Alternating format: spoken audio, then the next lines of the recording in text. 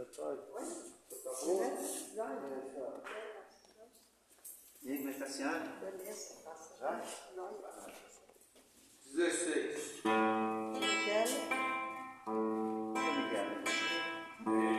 Ele perguntou a Jesus nosso Senhor: quantas vezes perdoarei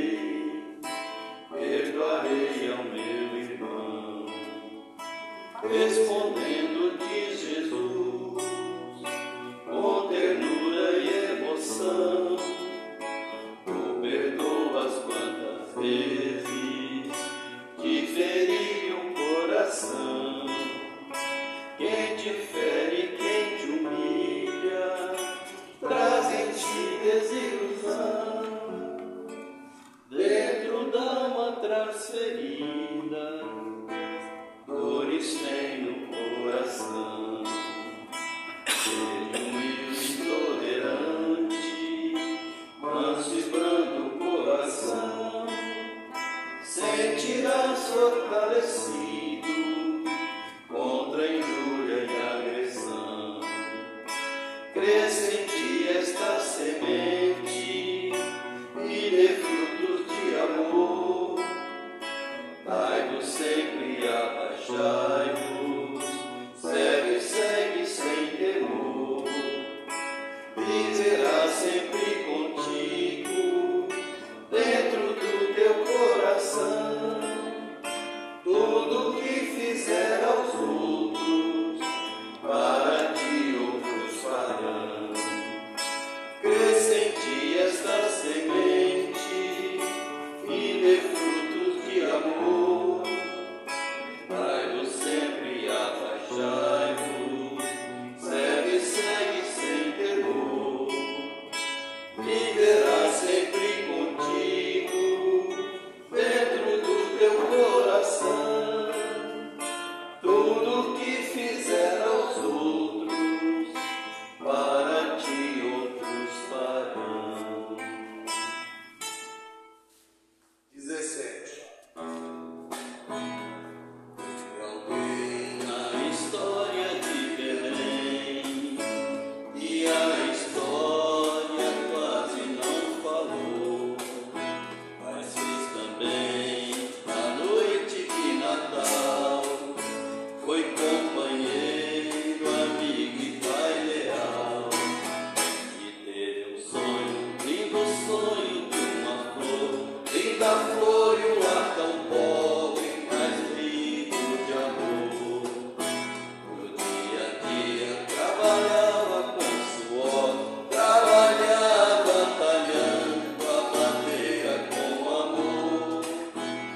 Tardezinha voltava para o lar, e o aguardava Jesus e Maria. Todas as tardes eram tardes de amor.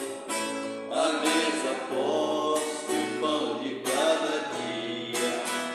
E teve um sonho, lindo sonho de uma flor, linda flor e um lar tão pobre, mas vivo de amor. Dia a dia trabalhava com suor, trabalhava talhando a madeira com amor. Ó carpinteiro de Nazaré, inspira o homem a ser fiel. Essa oficina de amor e fé, fazendo lá o próprio céu. E teve um sonho, lindo sonho de uma flor, linda flor e um lar tão pobre, mas vivo de amor. No dia a dia trabalhava com suor, trabalhava talhando a madeira com amor.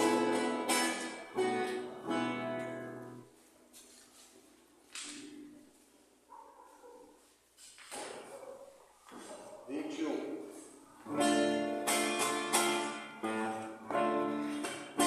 Com muita fé procuro São Francisco, com todo amor que me vem do coração.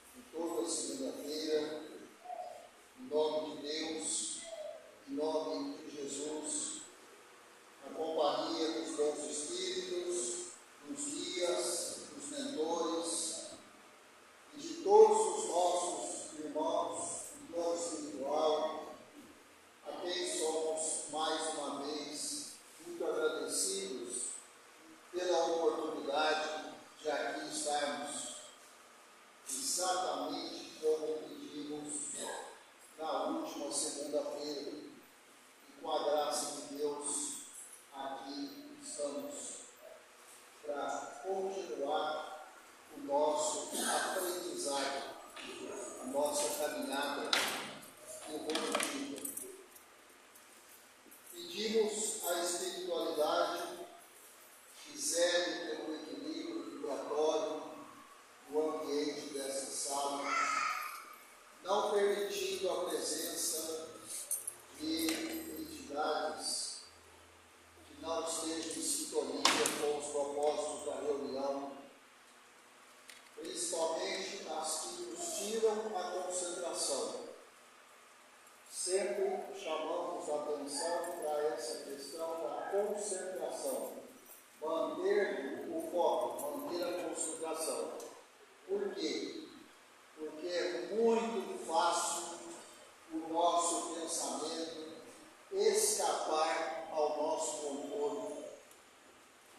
E quando nos damos por conta, estamos divagando nas ideias e longe da atenção necessária à reunião, que é o que nós viemos buscar aqui mais uma vez. Então, sempre pedimos à espiritualidade que zele para que essas entidades, muitas vezes, atuam nos distraindo, que elas não tenham espaço para esse tipo de atuação. E aos encarnados, pedimos que se concentrem nas preces, nas orações, elevando o pensamento, elevando o padrão vibratório, porque é dessa forma que estabelecemos uma união mais forte com os nossos irmãos no plano espiritual. As nossas orações têm um peso grande quando emanadas da nossa alma, diretamente da nossa alma. O efeito é sempre potencializado. Então, a nossa responsabilidade durante todo o tempo que estamos aqui dentro dessa sala, ela é grande, bem grande. E assim devemos assumir essa responsabilidade. Pai nosso que estais nos céus, santificado seja o vosso nome. Venha a nós ao vosso reino, seja feita a vossa vontade, tanto na terra quanto no céu. Pão nosso de cada dia, dai-nos hoje, Senhor. Perdoa, Pai, as nossas dívidas, as nossas ofensas, assim como nós perdoamos aos nossos devedores e aos nossos ofensores. E não nos deixeis cair em tentações, mas livra-nos de todo o mal, e assim seja.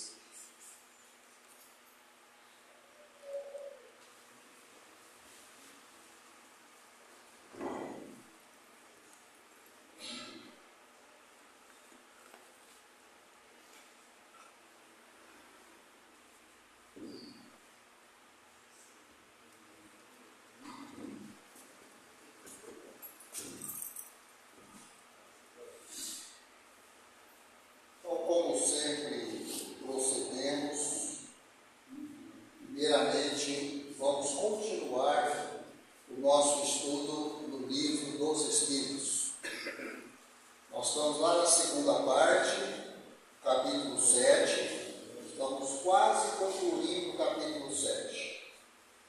Mais uma outra oportunidade e terminamos o capítulo 7. Esse capítulo trata da volta do Espírito à vida corporal. Ou seja, esse capítulo trata da reencarnação.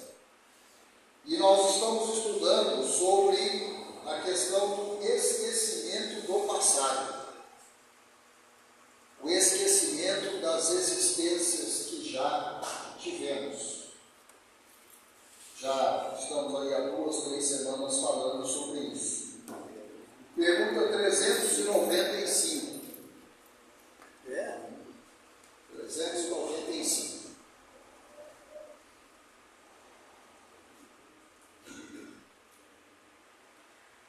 Isso.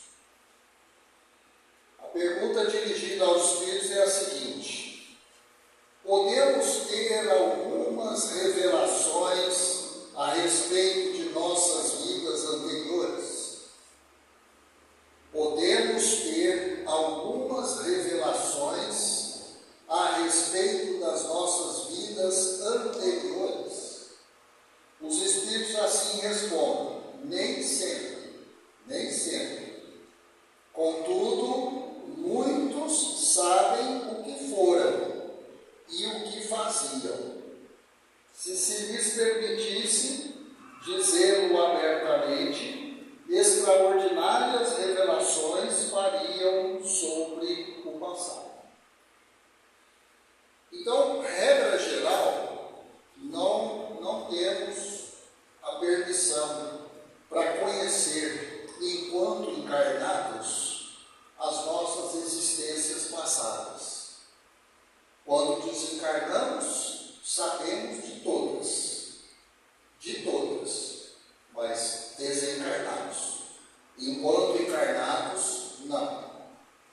Mas alguns têm conhecimento do que foram. E quem seriam esses alguns? Aqueles que têm um certo grau de elevação a mais, em relação à grande maioria.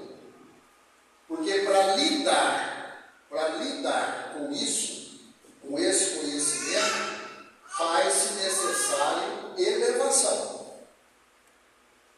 E a quase totalidade de nós não temos essa elevação. Não teríamos, então, a menor condição de ter conhecimento sobre o passado. Porque não daríamos conta de administrar esse conhecimento. Não temos o avanço necessário para saber se comportar diante de tal informação. Assim como tem muitas coisas aqui no Livro dos Espíritos, por exemplo, quantas vezes a gente já chegou aqui em algum ponto de alguma pergunta que o próprio Espírito fala: isso nós não vamos revelar, porque vocês não estão em condições de entender isso agora. Então é a mesma coisa em relação às nossas existências. Teríamos sérios problemas. Nós mal damos conta de lidar com a existência atual. Não é verdade? Temos dificuldade em lidar com a existência atual, essa que cada um de nós está experimentando. Imagine então existências passadas. Né? Então, essa é a resposta que os Espíritos deram. 396. Está saindo o som, está? 396. É porque estava alto e você estava escutando, agora diminuiu. Algumas pessoas julgam ter, presta atenção, algumas pessoas julgam ter vaga recordação de um passado desconhecido. Talvez aqui tenha vários aqui que falam: eu tenho uma vaga lembrança, eu acho, do que eu já fui. Eu acho que eu já vivi isso, que eu já fui isso, que eu já fiz aquilo. Acontece, tá? Que lhes apresenta como a imagem fugitiva de um sonho, que em vão se tenta reter. Não há nisso uma simples ilusão? Então é o que está se perguntando aqui aos espíritos. Alguns de nós temos, às vezes, uma vaga lembrança de alguma coisa que a gente já foi, ou já fez, ou um cargo que ocupou, um tipo de relação social social, alguma coisa assim, mas sempre fica aquela ideia, será que foi isso mesmo que eu vivi? Ou isso é uma ilusão? Né? Como se diz, eu estou forçando essa ideia. Então vamos ver o que os Espíritos respondem. Será que seria, por exemplo, aquela coisa que me falou, déjà vu?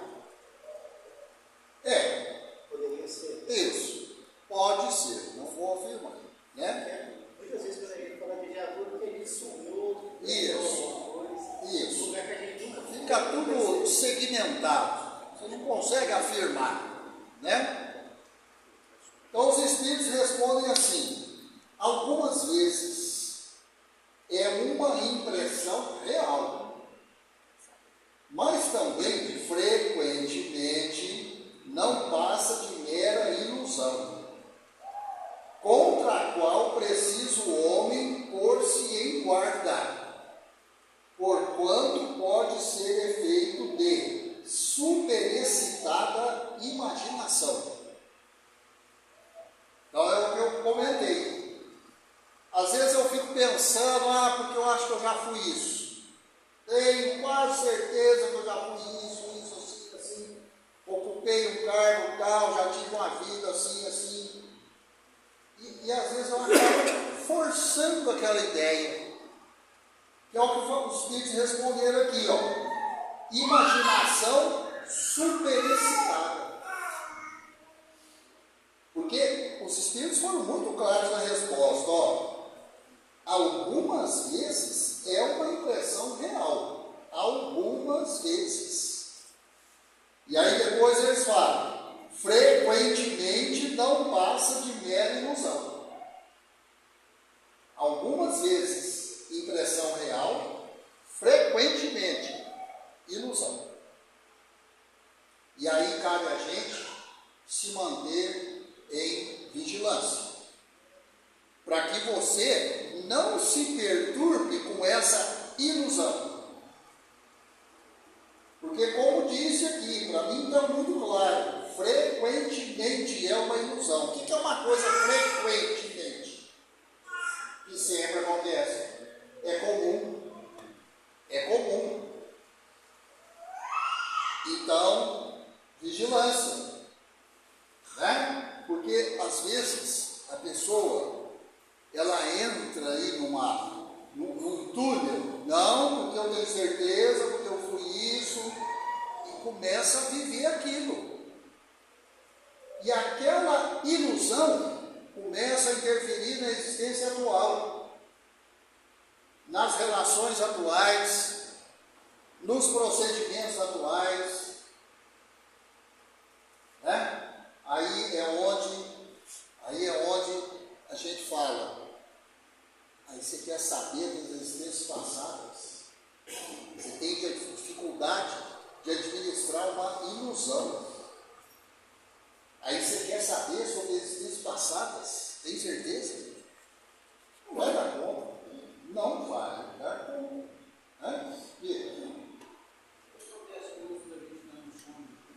Durante o sonho. Isso pode acontecer. Porque o nosso sonho, dependendo de como a gente vive isso acordado, eu posso às vezes sonhar com isso e ser usado durante o sonho. Porque aí tem aqueles irmãos, né, mais desocupados e mais atrasados. Então ele está achando que ele foi isso, assim, todo poderoso. Vamos encher a bola dele. Está facinho. Ele já pensa isso. Vamos colaborar e fazer ele ter certeza dessa ideia. Transformar essa ilusão para ele em realidade. Então a gente tem que ser muito vigilante. Né? Aí eu vou repetir. Nós temos que focar na existência atual.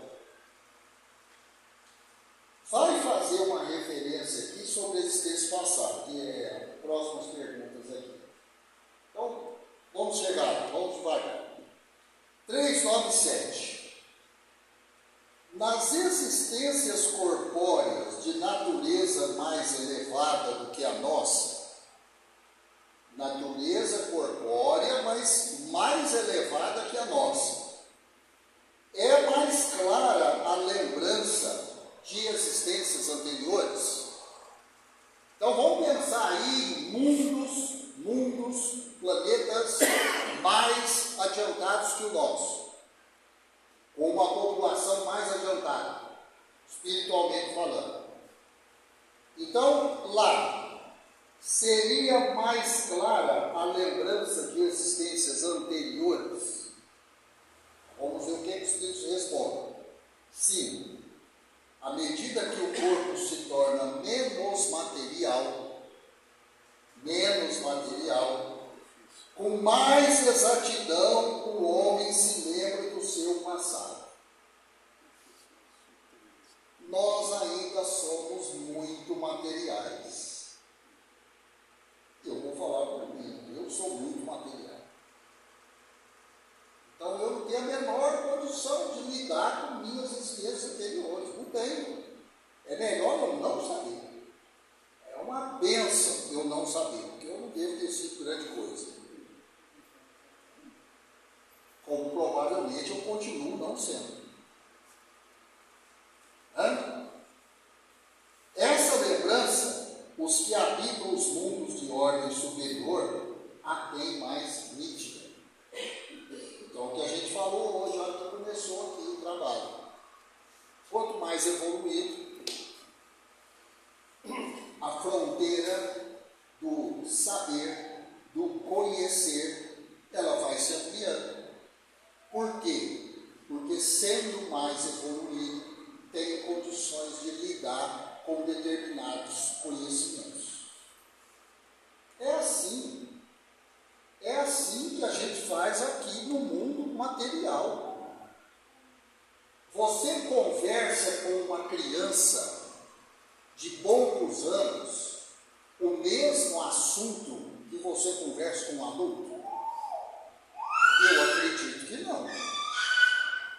Pelo menos é o normal, não conversar. Assunto de criança, assunto de adulto.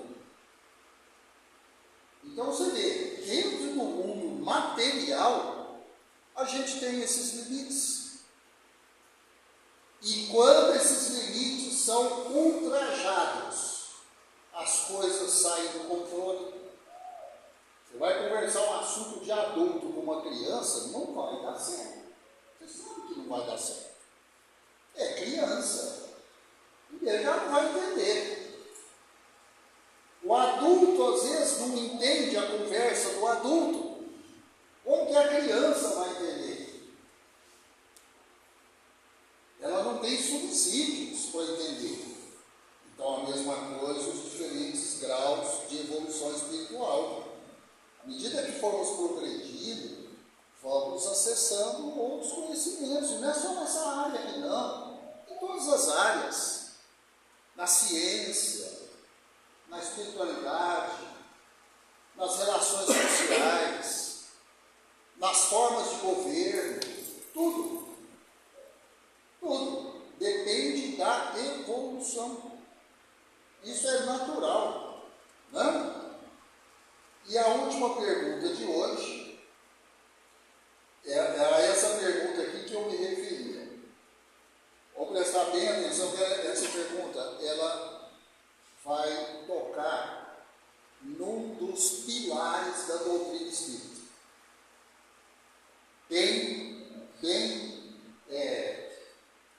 De sustentação da doutrina, essa pergunta aqui. Então ela diz o seguinte: a pergunta foi feita aos espíritos. Sendo os pendores instintivos uma reminiscência do seu passado, dar-se-á que, pelo estudo desses pendores, seja possível ao homem conhecer as faltas que cometeu? Então, primeiro, a gente tem que entender o que é pendores instintivos. Então, não tem jeito de entender a pergunta. Então, vamos explicar o que é pendor instintivo e o que é reminiscência. Então, as duas palavras palavras que precisa entender aqui, senão você não entende a pergunta, e aí fica tudo sem sentido, né? Os pendores instintivos, gente, são as tendências que cada um de nós tem, as inclinações que cada um de nós tem, os pontos fracos que cada um de nós tem. Todo mundo aqui, todo adulto aqui na sala, todo mundo sabe qual é o seu ponto fraco. Você nem fazer força, você sabe qual é o seu ponto fraco. Tá? Eu sei quais são os meus, quer dizer, eu acho que eu sei. Conheço alguns, deve ter outros. Com certeza tem outros. É só aparecer a situação que o ponto fraco aparece. Agora, tem aqueles que não precisa aparecer situação nenhuma. Você já sabe que você é fraco em determinada questão. Você já se conhece. Então, os pendores instintivos são as nossas inclinações, as nossas tendências. Sejam elas naturais ou não. Não interessa.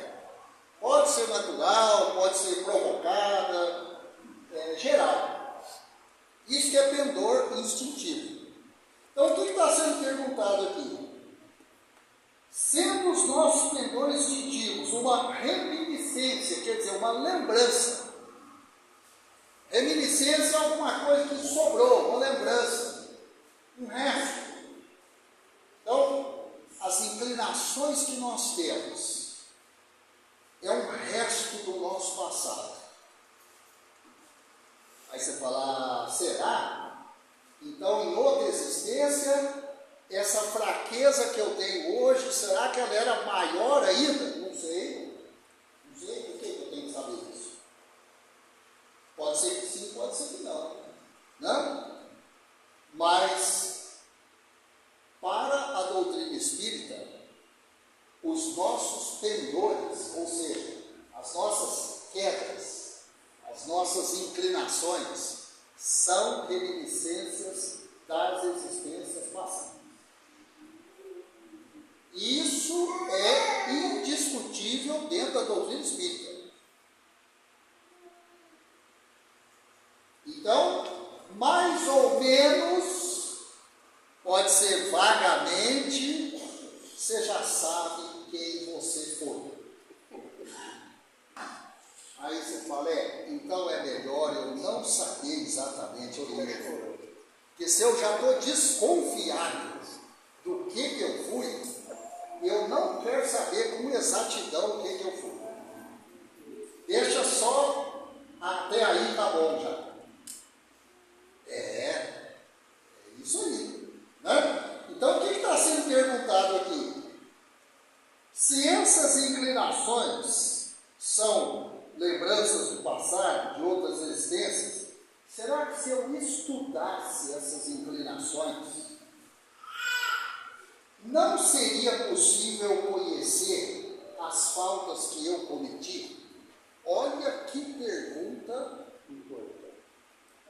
Lá como se diz, aí tocou lá no meio da ferida.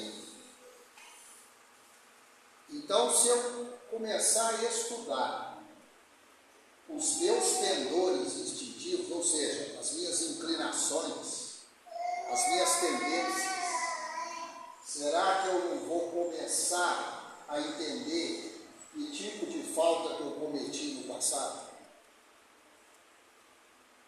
E aí eu posso melhorar. Ah, então eu errei nisso. Quer dizer, eu não quero errar de novo. Você chegou a essa conclusão, então melhora. Que bom que você chegou a essa conclusão. Isso aqui é nada mais, nada menos do que eu conheça-te a ti mesmo. A gente fica querendo conhecer o outro, saber como é que o outro é, que jeito que ele é, o que ele pensa, o que ele fala, o que ele faz. Sendo que a gente não conhece a gente. Conheça-te a ti mesmo. você der conta de falar, não, agora eu sei quem eu sou. A gente tanto não conhece a nós próprios, que às vezes a gente faz alguma coisa que até a gente fica surpreso. Eu fiz isso. Eu falei isso? Falou. Não, mas eu nunca imaginei que eu pudesse falar isso ou fazer isso. Então, você falou e fez. Então, estou te apresentando, Márcio, um lado seu que você não conhecia. Um lado escondido. E agora você ficou sabendo. E é só um lado. Tem um monte ainda para você conhecer. Quem dera só tivesse um para conhecer. Quantos a gente não conhece? Né? Então, vamos pensar nessa pergunta aqui, antes da gente ver a resposta. Se eu investisse em analisar as minhas tendências, quanto que eu poderia evoluir? Provavelmente muita coisa. Se eu analisasse aquelas que eu dou conta de enxergar, e seja uma só que eu consegui enxergar, tem 1 milhão, mas eu só enxerguei uma. Mas aquela uma eu melhorei.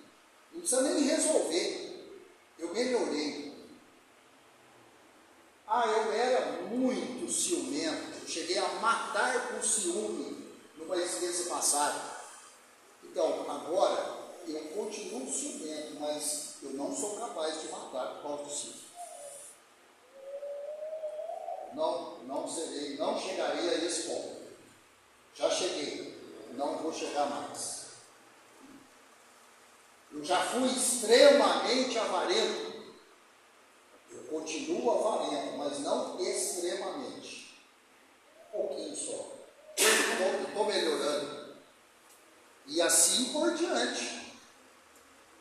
E assim por diante.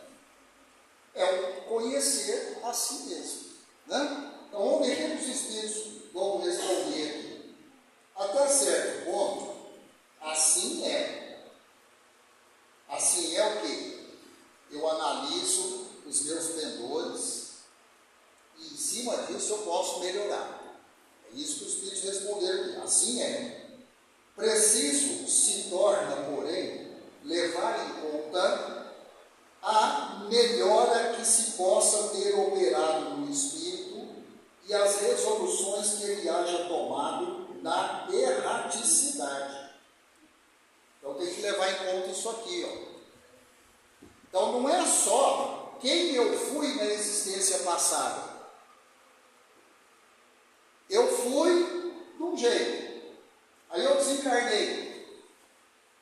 E às vezes, o tempo que eu fiquei desencarnado, até chegar nessa existência que eu estou hoje, eu melhorei na erraticidade. Porque o espírito pode melhorar depois que ele desencarna. O processo evolutivo continua. Então, pode ser que ele aproveitou a existência anterior, avaliou todos os erros, as faltas cometidas. Uma vez desencarnado, ele conseguiu melhorar, arrependeu, reencarna melhorado. Perfeitamente possível. Perfeitamente possível. Reencarna melhorado. E olha, a gente vê aí através dos estudos, né? Tem espíritos que ficam séculos, milênios na erraticidade, até ter outra chance de reencarnar. Não pensa que é vai e vem, não. Igual a gente muda de cidade aqui, de lugar. Eu vou, eu volto, quantas vezes eu quiser. Não é bagunçado assim, não. Eu vou e sabe-se lá quando que eu volto. Pode ser daqui 1000 anos. Ou mais. Pode ser daqui 1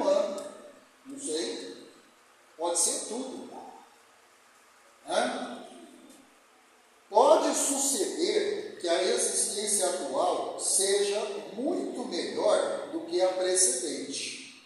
Aí tem uma pergunta dentro dessa.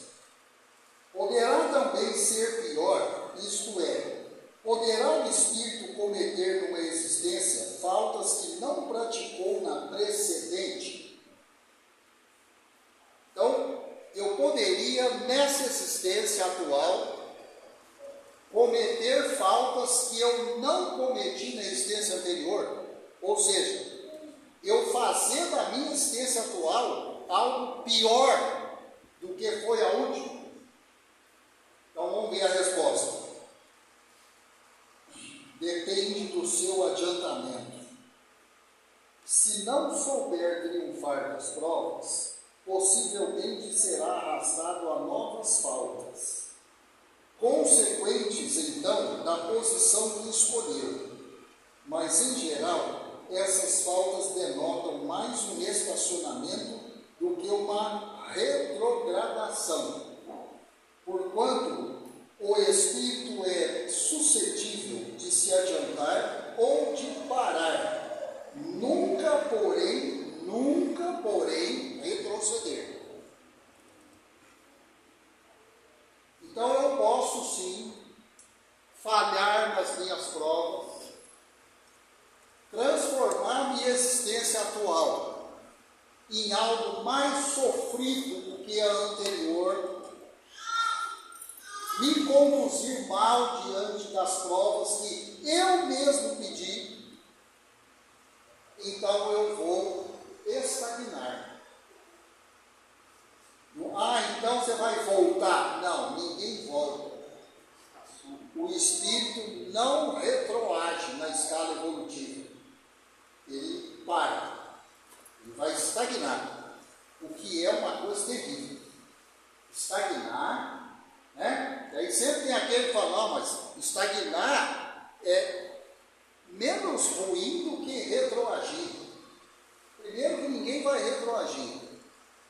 E estagnar é muito ruim. Pensa, o tanto que é difícil conseguir uma reencarnação, aí chega ao final dela, vai puxar o saldo lá, 0 a 0. Então a existência foi perdida. E às vezes você viveu quase 100 anos, estagnado, quase um século, e estagnado, perdeu a existência. Tão difícil de conseguir uma reencarnação para você estagnar. Por isso, a gente não cansa de repetir. Nós temos que investir na existência atual. Essa existência nós temos que terminar com um saldo positivo. Pode ser um saldo pequenininho, um saldinho, 1 centavo, mas é saldo positivo. Não é 0. E negativo não tem jeito, como foi falado aqui, ninguém retroage. E é totalmente dependente de cada um de nós. É o nosso livre-arbítrio que vai determinar isso. Simples assim. Por mais que a gente aponte o dedo para o outro, não, por causa de você eu estou desse jeito, por causa de não sei de quem eu estou assim. Não, vou parar. É por causa de você mesmo. Tudo é por causa de você mesmo.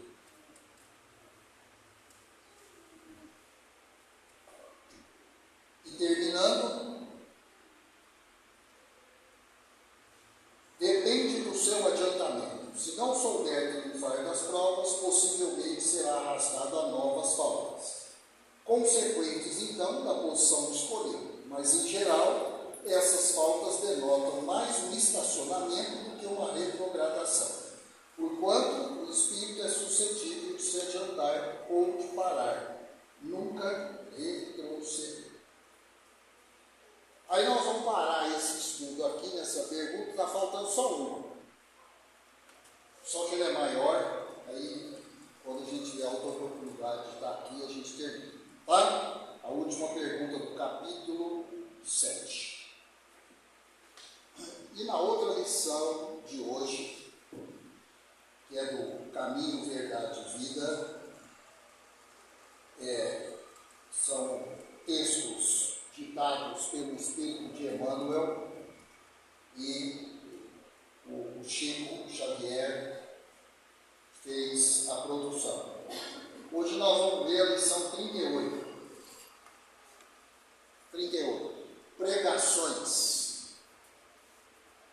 Pregações. Aí tem um trecho bíblico, e ele lhes disse: vamos às aldeias vizinhas, para que eu ali também pregue, porque para isso vim. Isso está escrito lá no livro de Marcos, no capítulo 1, versículo 38, e essas palavras são do nosso mestre maior, Jesus. E ele lhes disse: vamos às aldeias vizinhas, para que eu ali também pregue, porque para isso vim. Então, num determinado momento da sua passagem pela terra, encarnado, Jesus proferiu estas palavras. E o apóstolo Marcos colocou lá no livro, no capítulo 1, versículo 31. Então, Emmanuel diz o seguinte: nesse versículo de Marcos, Jesus declara ter vindo ao mundo para a pregação. Todavia, como a significação do conceito tem sido erroneamente interpretada, o conceito que está se referindo aqui é a palavra pregação. O conceito de pregação vem sendo interpretado erroneamente ao longo dos séculos. É o Emmanuel falando isso, não sou eu. É razoável recordar que, com semelhante assertiva, o mestre incluía no ato de pregar todos os gestos sacrificiais da sua vida. Então, o Emmanuel, ele está passando para a gente a interpretação real, a interpretação autêntica do que Jesus quis dizer. Olha a elevação do Espírito Emmanuel. Olha a elevação de Jesus. Então, estamos falando de duas entidades que não se discute o grau evolutivo delas. Então, Emmanuel passa para a gente o que Jesus quis dizer. Eu preciso ir nas aldeias para fazer a pregação. Não é para chegar lá, reunir o povo e ficar falando. Não é isso, pregação. Até hoje, entre nós, né? Fulano está pregando. O que você imagina? Uma pessoa falando e um monte de gente ouvindo. Né? Você pode falar: o Márcio está pregando lá no centro. Longe disso, muito longe. Porque o que Jesus quis dizer com pregação é que ele levaria os atos sacrificiais da vida dele. Então não é só blá, blá, blá. Não. Ele ia levar nas aldeias o modo de vida dele. Mostrar para as pessoas como ele vivia o dia a dia. Porque uma coisa é eu falar: olha, nós temos que ser fraternos. Outra coisa é eu ser fraterno.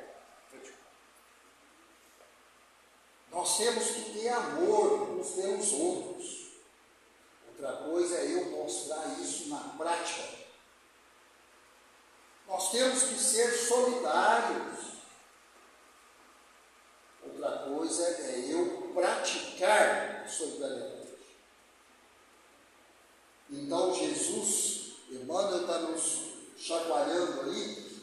Jesus, quando falava em ir nas aldeias pregar, era mostrar como ele vivia. O que ele falava, não vou falar para vocês que não era importante, claro que era importante, mas ele dava muito mais valor a que as pessoas vissem o modo de vida dele.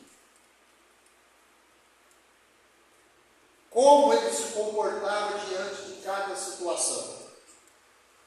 Ele fez isso durante toda a sua existência. Até no momento derradeiro da existência dele, da crucificação, ele estava dando exemplos. Até naquele momento, de sofrimento total, ele estava dando exemplos da sua existência. Geralmente, vemos na Terra a missão de ensinar muito desmoralizada. Aí eu sou suspeito para explicar essa frase. E aí, você quer explicar, Eli? Eliane, quer explicar? Não? Vou repetir. Geralmente vemos na Terra a missão de ensinar muito desmoralizada. Aqui eu estou comentando com os colegas, né? Que eles são professores como eu deve ter outros professores aqui na sala. Realmente, a tarefa de ensinar anda num descrédito total. Mas eu não vim aqui para discutir isso. Não é essa a ideia. Agora, isso aqui é algo que foi constatado desde a passagem de Cristo aqui na Terra. Então não é que está acontecendo agora. Não é uma crise do século XXI ou do século XX. Não, é uma crise que já tem 2 milênios. Ensinar sempre é uma tarefa desmoralizada. Infelizmente. A ciência oficial dispõe de cátedras. A política possui tribunas. A religião fala de púlpitos. Contudo, os que ensinam, com exceções louváveis, quase sempre se caracterizam por 2 modos diferentes de agir. Exibem certas atitudes quando pregam e adotam outras quando em atividade diária. Exibem certas atitudes quando pregam, mas quando vão entrar em ação, esquece tudo que pregou e age de outro jeito. Então aí, a tarefa de ensinar tem que ser desmoralizada mesmo. Não tem nada errado. Porque se prega uma coisa e faz outra, aí é a desmoralização total. Já imaginaram se Jesus tivesse feito isso?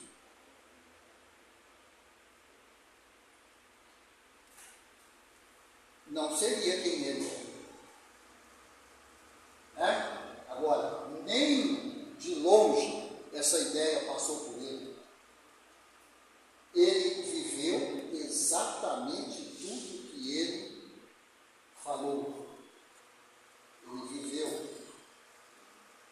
Ele encarnou as palavras. Tem até uma expressão, né, na Bíblia: o Verbo se fez carne. O Verbo se fez carne. É viver na prática aquilo que eu estou falando. Aí eu posso afirmar: o Verbo se fez carne. O Verbo, a palavra, está na prática, não ficou só na oratória. Está na prática. Porque os ouvintes se sentem à vontade para mudar a roupa do caráter. Toda dissertação moldada no bem é útil. Jesus veio ao mundo para isso. Pregou a verdade em todos os lugares, fez discurso de renovação, comentou a necessidade do amor para a solução dos nossos problemas. No entanto, misturou palavras e testemunhos vivos, desde a primeira manifestação do seu apostolado, dos seus apostolados, sublime até a cruz. Por pregação, portanto, o mestre entendia igualmente os sacrifícios da vida. E é o que eu comentei com vocês. Até no momento derradeiro da existência de Jesus enquanto homem, ele deu exemplos. Mas, Marcos, eu tenho comigo que é bem aquela questão de saber e não fazer, ainda não é saber. Não é saber. Né? Exatamente. A confirmação do saber é o fazer. É a adoração. Exatamente, é isso mesmo. Enviando-nos divino ensinamento nesse sentido, conta-nos o Evangelho que o Mestre vestia uma túnica sem costura na hora suprema do Calvário. É claro que isso aqui tem um sentido figurativo, é para dizer que a simplicidade, a humildade que acompanhou toda a existência dele, do nascimento até o final, ela nunca foi deixada de lado. Nunca foi deixada de lado. Ele viveu sempre praticando tudo que ele falou. Então, o Emmanuel deixou esse recadinho aqui para a gente refletir sobre o significado de pregação, né? E lembrar o que de fato é pregação. Temos que nos esforçar para praticar um pouco daquilo que a gente fala. Então é isso. Agora, antes da gente passar para o trabalho dos passes, eu quero dar 2 avisos importantes. Quarta-feira agora, depois de amanhã, a gente